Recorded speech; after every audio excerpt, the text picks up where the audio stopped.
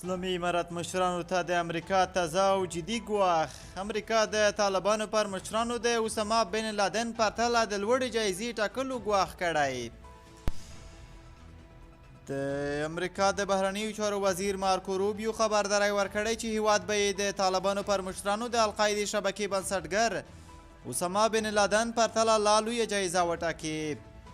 نوموړي پرون ناوخته د دلوي په شپږمه نېټه په ایکس پخواني ټویټر ولیکل. اوس مې واورېدل چې طالبانو ته راپور شویو شمېر څخه زیات امریکایي یرغمل نیولي دي. که دا خبره رښتیا وي موږ باید د طالبانو لوړپوړو مشرانو لپاره سملاسي یوه ډېره ستره جایزه وټاکو.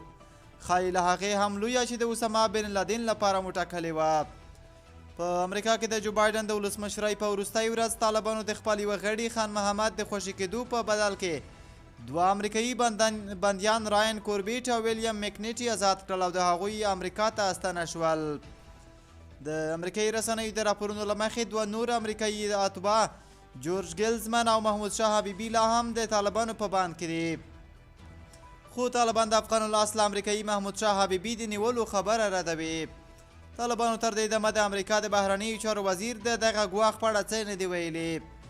دا په داسې حال کې ده چې د جنایي نړیوالې محکمې څارنوال کریم خان د پنجشنبې په ورځ د دلوي څلورمه اعلان وکړ چې په افغانستان کې د طالبانو د یو شمېر مشرانو په ځانګړې توګه د هغوی د مشر ملا هیبت الله اخونزاده او د سترې محکمې مشر عبدالحکیم حقاني د نیولو غوښتنه یې کړې ده.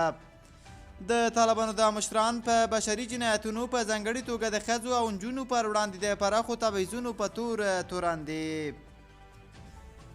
درنو لیدونکو د غوږ نیونې او توجه مو نړۍ مننه. تر بیا ښه اشاره ولرئ.